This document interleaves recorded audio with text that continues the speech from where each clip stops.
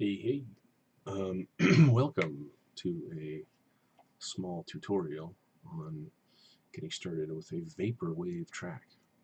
So, vaporwave, of course, has its foundations in samples.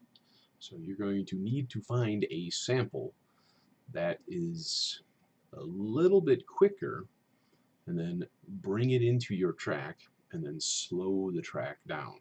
That is the big key here for starting this song. Okay, so there's a couple of ways to do this. I'll show you both of them. So way number one, sort of the more simple way. What we're going to do is find a sample in Audiotool already, and we're just going to use that as the basis of what happens. So what you need to do though is make sure you find a sample that has more than one component. So like, don't just use a drum sample only. Or a bass sample, something that has a bunch of stuff in it. Like maybe it already has drums and bass and a synth line in it or whatever. Okay, so I've actually bumped my tempo up. So over here on the left side, you can see it's 140. I'm going to put it down to 130. Usually when you start the track, of course, it starts at a default of 120. Now over here, you see it's got 140 for your samples, so we need to put that back down to 130 as well, and make sure that one-shot samples are selected. Now when we select them and play them,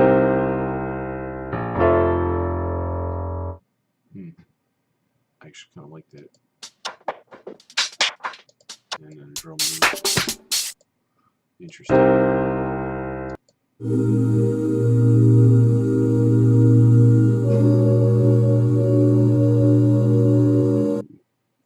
Literally. She makes me wanna dance. You know, I kind of like the jazzy chords here. So let's do something different. So here's the thing, right? What did I just say? I said, hey, your song needs to have more than one component to the sample. And this has, of course, one component that's only singing. So what do we do about that? Let's find a drum track that can go along with it. So here's the thing, if you look carefully at this sample, and it says jazz vox chords 2, and then it says A sharp. Okay, A sharp, also known as B flat. That's a note.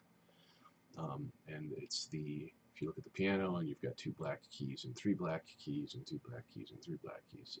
A sharp is the third of the 3 black keys.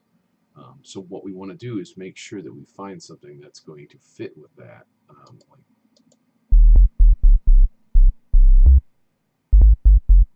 That's really, really low. It's like so low you can hardly even hear it. So I'm going to look closely for something that's either in A sharp like this. I have a feeling that those are not going to work. So if we drag them both in, and then listen to them both together. Let's see what that sounds like. So those are not tuned correctly. They're not the same. Okay. Sort of surprising, since that's a legitimate Audiotool sample. So it's very, very easy to get yourself lost in sample land. So let me find a drum that might work the easiest. Just a drum loop. That actually works. That actually works pretty well. Let's put that in there. All right, so instead of having one single sample, I'm going to have 2. That'll still be the basis. That'll be the foundation of my track. Okay, and that's fine. Now here, of course, when the magic really happens, when we take our tempo and we slow it down. Think about something maybe in the area of 60 to 70 BPM. So let's start it at 70. Now that's like half of where we were. So if we put it down to 70, now everything plays through here half as fast, which means it's going to go substantially lower in pitch.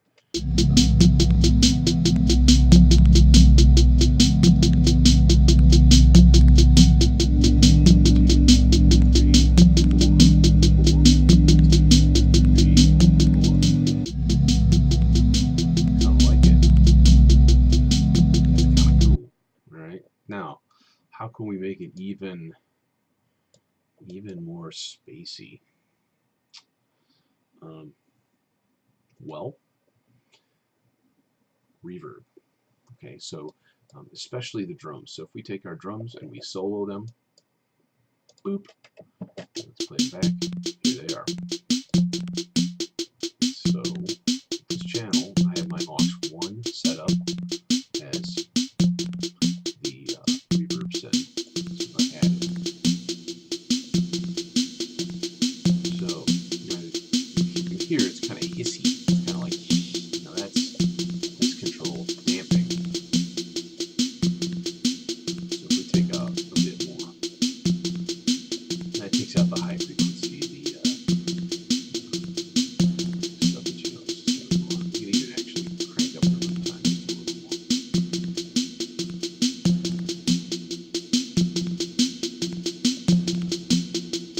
If we do delay, that's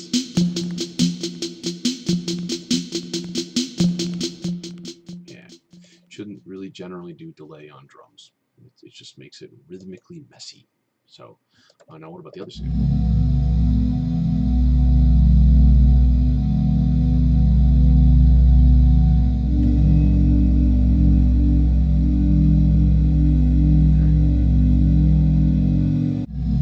Now, of course, originally vaporwave comes from people taking bits of music from old commercials or music that they would play in stores, and we'll get to that later, various other sources, and using that slowed down stuff as, like, again, the basis of the foundation of their track. So it's going to have a certain sound to it. All right. Now, one thing that I want to try to do on the drums right here is a little bit of EQ. Specifically, I want to take the low end, take it mostly out, and even some of the high end. So it gets this kind of like, oh, it's coming through the telephone. Now, the mid, you've got two things. You have the volume here, the gain, high or low. So crank it way up. All right. But then we also have the frequency. So notice the sweep. So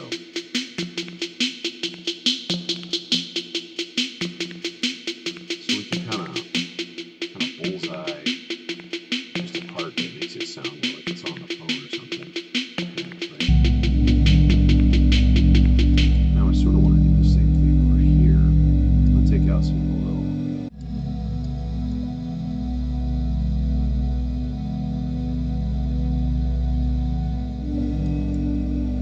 Maybe add some delay. Actually, I'd like to add the same reverb that I did with the other one. Just to loosen out the time.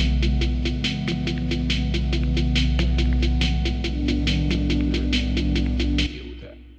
So, okay, so now what? That's the big question. To me, this is sort of like almost the easy part. It's coming up with a sample. You may not think so. A lot of choices involved. Now what? Well, now we talk arrangement, right? These four measures here, these are like super important. Now the thing is, like, what happens here? Something new. That's what. I mean, something has to happen new. You can't just play the same thing. So I like to take my loop point and just drag it over so that we have the same four measures looping. And now add something new. Let's start with the drum loop, like a real one though this time, not like a not something slowed down. There's all sorts of things.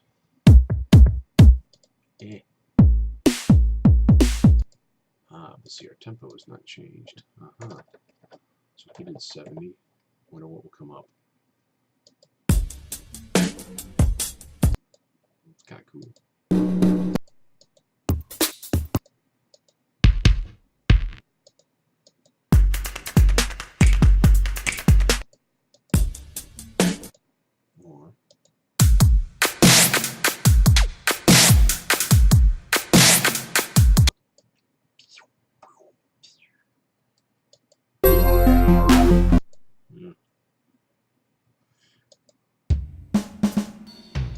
is a bad 72 BPM drum loop.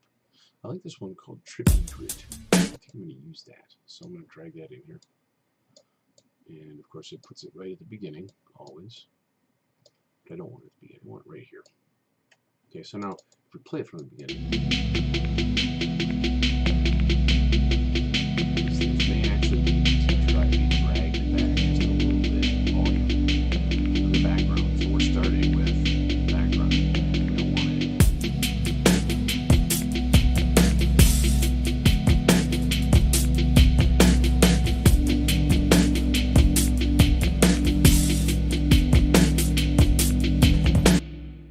Okay, let's keep all of that. Take all 4 of these. I'm holding my control key, boink, and I'm dragging it all over to the next place. I'm going to drag my loop over to the next place, and I'm going to save. Save draft. I've already got it titled. I think that I need some sort of a tinkly sound. Tinkly sound. Okay, but I'm going to play it from the beginning first. Just sort of like think, like what suggests itself to me when I'm listening to this? What should come next? To me, I hear this kind of like.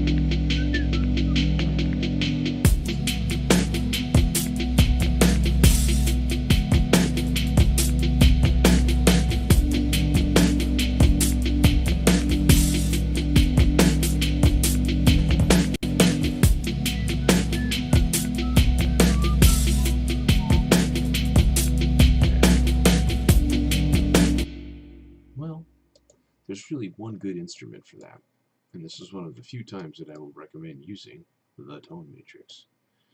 The tone matrix has, well, here's the cool thing, especially if you're a novice at this. You don't have to program it, right? So it just has its own sound. But the problem is that it only plays, you think, it's like an E, I think it's C, D, E, G, A. Is it a C pentatonic or is it an E, G, A, B, D? I think that's what it is. It's like an E minor pentatonic or a G pentatonic scale. Like that's all it plays. And none of those notes are going to work well. So I mean, even if we did like one of each and let's see how it sounds. Yeah, so it's like it's just not in tune. Not going to happen. So clear. How do we do this then? How do we do this? Well, what we're going to need is a note track. So we're going to right click here and we're going to go to create the track, and there's 2 types, note track and pattern track. Okay, so I'm going to go to note track. And what does that do? Well, it just does this. It makes note, tone matrix and note track, and now I have to do other stuff. So I'm going to double click here and it creates a little red region. Let's just do it, and then we'll double click it again, and then it expands it. Okay. We can right click it and zoom selection. Pow. All right, and then I'm going to zoom because everything that I do, I'd like the real estate. I want to look at this and see what's going on. Zoom over here, there's a zoom control. Obviously up here, there's a zoom control. Everywhere you go, there's a zoom control. And let's disable our tool window. Okay, so now if I hit play, how does it sound? No, it's not A sharp. It's like an E minor. Huh. You know, and that's because I've slowed it down. So it may have started as an A sharp, which I think it did. But because I've slowed it down, obviously the pitch will be different. So we have to find the ones that work. So if we listen to it, now if you notice, every time I click, it plays a note, but it also puts it in left side, right side slightly randomly. That's one of the things that makes this really, really interesting. And then I'm going to change my snap to 1/16 note. And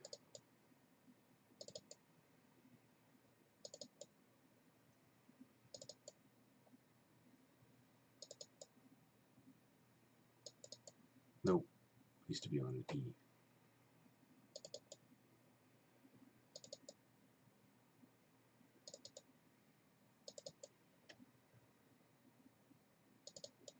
So if we just did that and left it, okay, it needs to be higher. So let's bring it up. So I take it and drag and select it all, and I see my first note over here, and I compare it. Okay, it's an E over here, and I want to make sure that it's on. Well, actually, that's a B. Sorry. I'm going to drag it up to another B. Obviously, you have to be pretty careful to do this better. Okay. Double click to retract it, kind of like make it disappear. And what I want to do is just have that like a single measure. And then like every once in a while. There. So not every single time over and over and over again, just every once in a while. All right. And then when we hit play, there it is. Now what could we do with this? Let's start to gain a little bit. It's pretty quiet. And then let's add delay.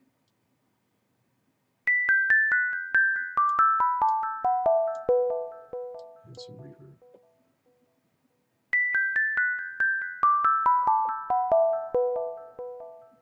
Let's add more reverb.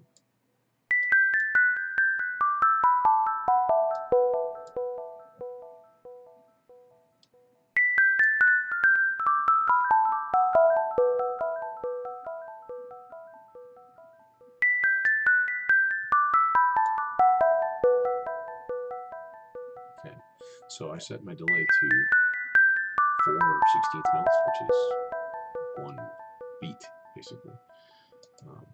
So now the whole thing all combined. Let's unsolo that.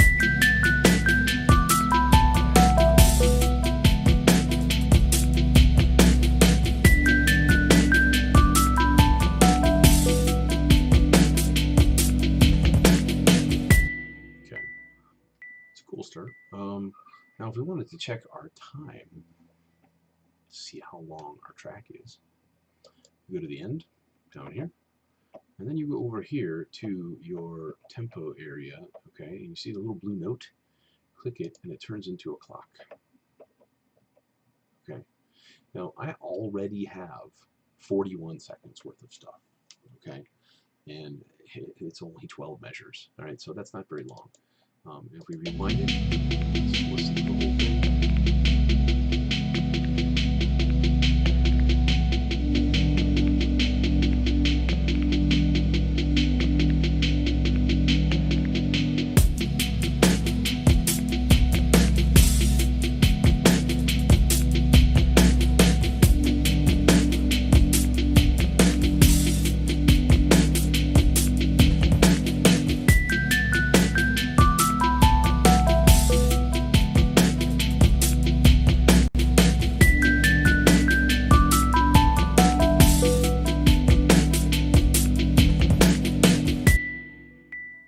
Now, if I were really blowing this up into an actual track all on its own, I would take these four and I would just copy them all over. And then probably here at measure 17, I would add something new, like maybe bass. So if this is what you have started with for class, for project, this is actually a good start. This is okay. This would be totally fine. Using effects, using samples, and so on, like we talked. And that's about it. You could add other things to it later on if you'd like. You know, kind of the limits are only your imagination. So, thanks for watching.